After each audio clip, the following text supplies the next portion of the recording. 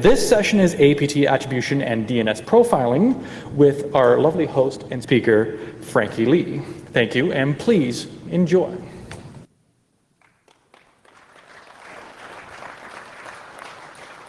Okay, welcome to the section of APT attribution and DNS profiling.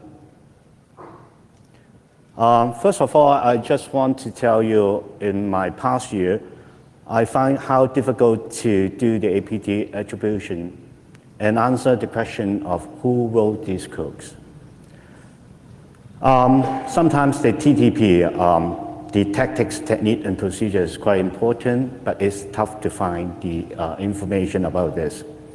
In my past year, I tried to identify what's the behavior of the APT adversary. But I only have a small amount of sample. I don't get the full details. Maybe some of the behavior that I identify is my assumption or hypothesis. And then I will show you how can I get the DNS or what is the human intelligence information from there. Next, I'm going to show you how I gather the intelligence from open source. And then later on, I'm making use of the PassiveDNS and making use of maybe the passive Whois to find the adversary. After I gather the database, I try to show it on Maltego, which is a tool can visualize the relationship between the data that I collected. If time is allowed, I will show you our newly published tool in Google Code called MalProfile. So who am I? Obviously, I'm a Chinese in race. I'm from a place in China, but not so China. I'm a Sunday researcher in malware analysis and digital forensic. I do some part-time lecturing. I'm a lazy blogger. For those who read my blog, will understand that I only publish one article once a year.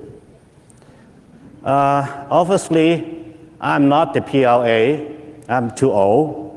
I'm not PLA 61398. I'm not related with Manian. Also, I'm not associated with the PLA 61486 or CrowdStrike or Title Global.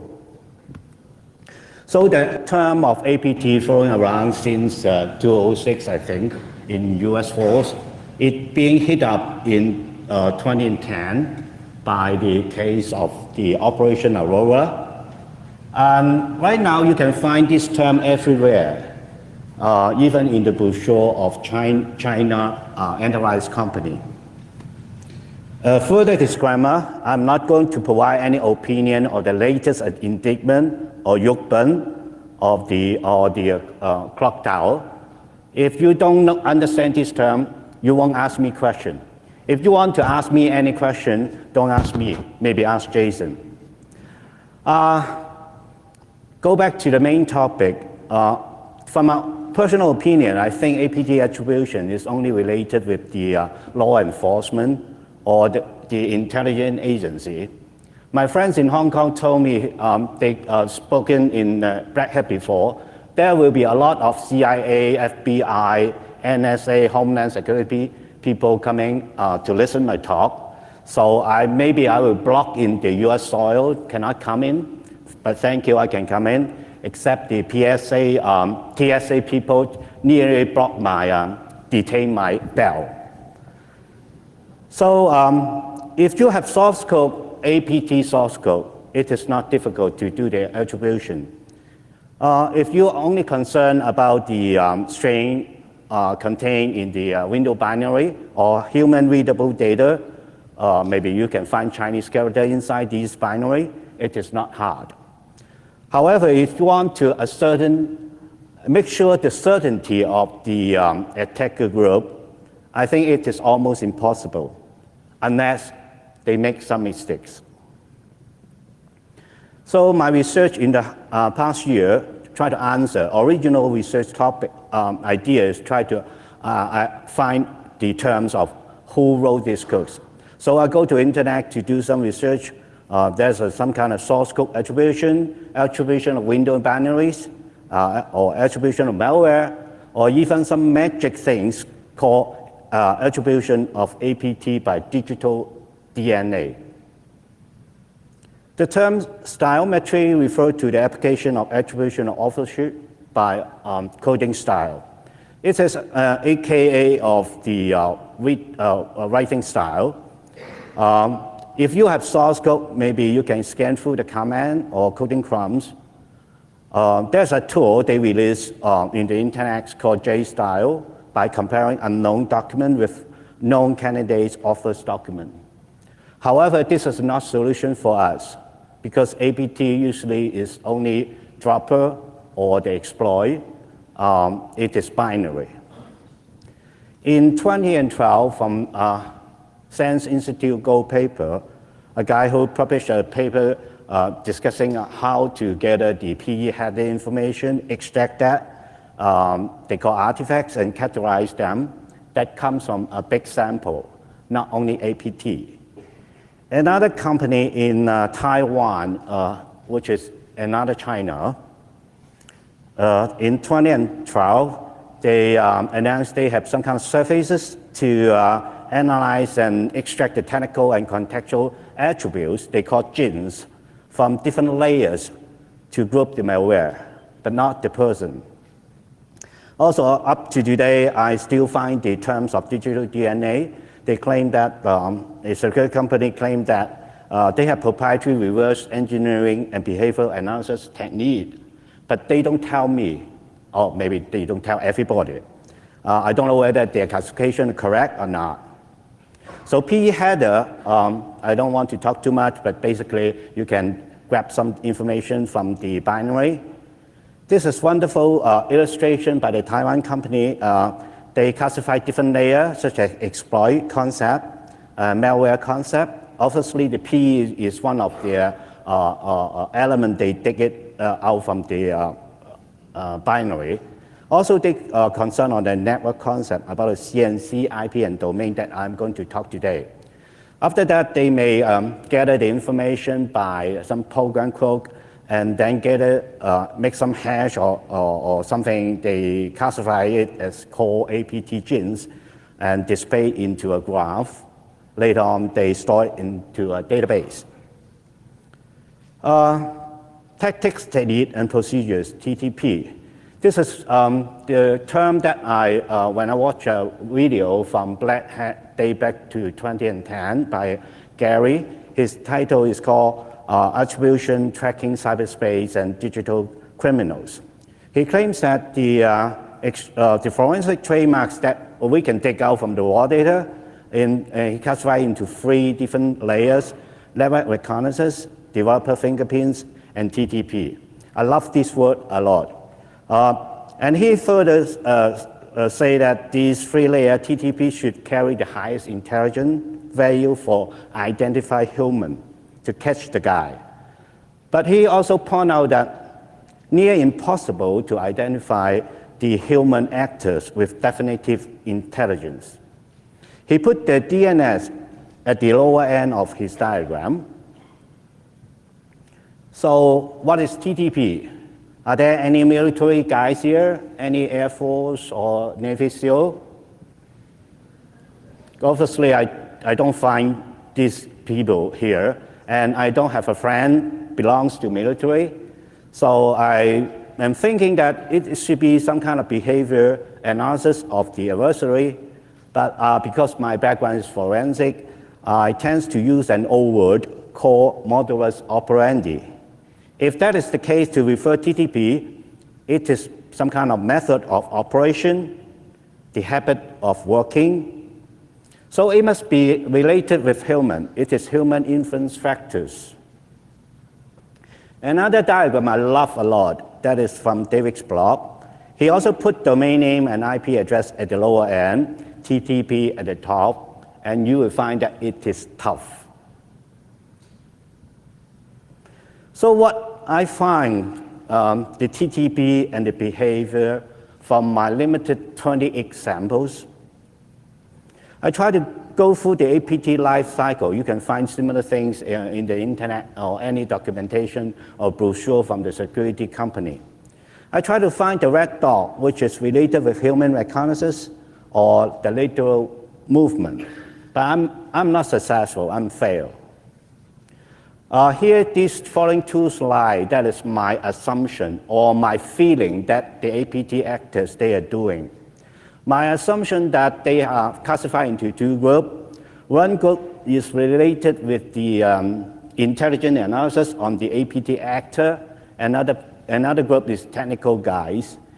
And also within the technical guys, they may split up two sections or two parties. One is for doing the exploit and sending out the spear phishing email. Another part may be doing some infrastructure. Let me call them infrastructure guys. And my assumption that they want to take control of domain names, so they register domain every day, or maybe 1 or 2 days. Every time they register the domain, more than 10 domain a day, or more than 100, I don't know, but I'm guessing they're using the domain under control. They do the registration themselves. When naming the domain is difficult, so they are not using some kind of program code to randomly to register the domain. I may assume that they are using Chinese pinyin. I think I saw quite a lot of Chinese right here. Pinyin is a Chinese language. In Mandarin, you can use it. For example, if you understand pinyin, PY means pinyin. LP means 老婆, that is wife. NM may refer to beautiful girl, 美女. So for Western people, you don't understand the meaning of the domain name. Later on in another slide, we show you something like that. The next step, I assume that they prepare DNS and IP pair. And further, I assume that they may use some friendly ISP to run a small portion of the CCAS address at the location or the domicile of the victim group. And then they put the domain name and IP address along, depends on what campaign they're using. And then they put more than 2 DNS names inside their exploit. The meaning they want to make their malware, once infected, it must be redundant. If one DNS being locked down, the another will comes out in becoming active. The next step is quite normal, spear phishing email and launching the malicious attachment. Once the exploit dropped, it will further download something, but before that, it will say a hello message and send the basic information to the C2 server, or maybe C2 proxy. Don't think that IP address related with the DNS must be malicious. And later on, the intelligent guy may come in who knows the victim group to reveal the information collect through C2 portal. And then the infected machine may be send back some document, depends on what option that the intelligent analyst try to get through from the malware. So when something happens, for example, if law enforcement jump in, they lock down the machine of the C2 server or C2 portal, the attacker guy may change the DNS name. So that is the logic that I am assuming. They are not following the fast truck services just like the Honeypot project. The IP address and domain name are quite static for the APT attacker from my experience. So what kind of human intelligence that I can extract from the DNS? Domain name, host, and protected domain. The protected domain is the IP address when the people who registered a lot of domain, they temporarily need the first IP address to park the domain on the IP address they can control. So the Whois record may provide quite reliable information in the first instance because the first registration, they may use a valid email address. And they use a generic name, a special name to classify what kind of domain they are registration at a particular day. So my work is very, very simple. Everyone can do that by command prompt. So extract the DNS. I don't do the code analysis because of time. I just put it in my own sandbox. Don't send the malware to the public surface, otherwise that will alert the attacker. So I do the lookup, reverse lookup, and find the IP domain, park the domain, and then go to find Whois and gather the information, put it in database. Later on, repeat the process after a while. This is one of the logic when I prepared the tool called MalProfile. I don't want to go through in details right here. And after that, I try to query the information from the internet. First two is free. The others really, they are charging some of your money. I know why APT is state-sponsored, because you need a lot of money. I paid $99 to get 87 domain name from Domain Tool. Someone should repay me. Another IP address, another website, bgp.he.net, it is very good. It allows you to query 200 times a day, I think. If you pay $100, you can get 2,000 query a day. Do you find any pinyin domain name here? Or anyone find some very interesting mistake here? Maybe you can find, if you look more carefully, you can find my0day.com. Interesting, right? In the fifth column, on the second one. So other than the normal DNS that I collect from the sample, I try to query the PassiveDNS, and I'm thinking, can I get the passive Whois? So I don't want to talk about the PassiveDNS, but it is some kind of technology that we construct the zone replica without cooperation of the zone administrator. So I picked VirusTotal because they provide me an API. They don't charge me a lot. And actually, they don't charge me. I'm not querying that much. This is one of the example, the DNS, the fast, BACGOLP.com that I got on the first sample. And you will find two IP addresses below that with a particular time. So I tried to find passive Whois, but not successful. And I have the Whois history, some Whois history from who.is. So this is one of the two samples that I gather, and so that I can try to coordinate the relationship between them. After I collect everything from my tool, and I put it into Maltego to do visualization. You know that the Maltego can query from the internet, but I create my local transform and to try to using Maltego to query my database. This is one of the sample I call overprotect. So what is the conclusion? The conclusion is not definitive. It is my only intuitive view on the APT. If I can continue monitoring this Whois server and DNS pair, I may get a very big size of the database, which is filtered related with the narrow target. And after that, and I think the intelligence may lose if the attacker changed the TTP.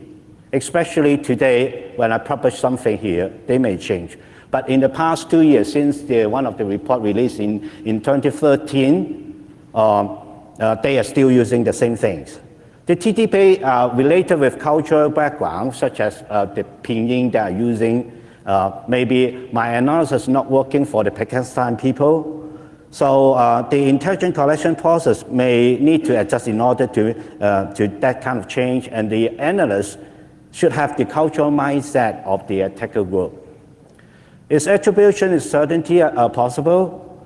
As I said, it is almost impossible. It's hard. But the TTP should carry the highest intelligence value. And if I draw a line for the certainty from 0 to 100%, I'm not saying that my analysis should put to the high end. It must be any analysis, any way to take out the information related with APT should lie between that. But it's not easy to have the 100% conclusion of 100% that who is the attacker. And one point is very important, because the TTP and tool can be learned. If any copycats coming out, the grouping is not reliable for my own will. I even read a paper promoting a framework called OpenAPP. So if you want to be an APT attacker, download that program, that document, and you follow the pathway, you will be one of the APT actor. The final things, I think this kind of information is not shared enough. Those big companies, they do have a big database, they have sample, but I don't. I can't do more on the analysis. But if this information can be exchanged through the intelligent community, it will be good.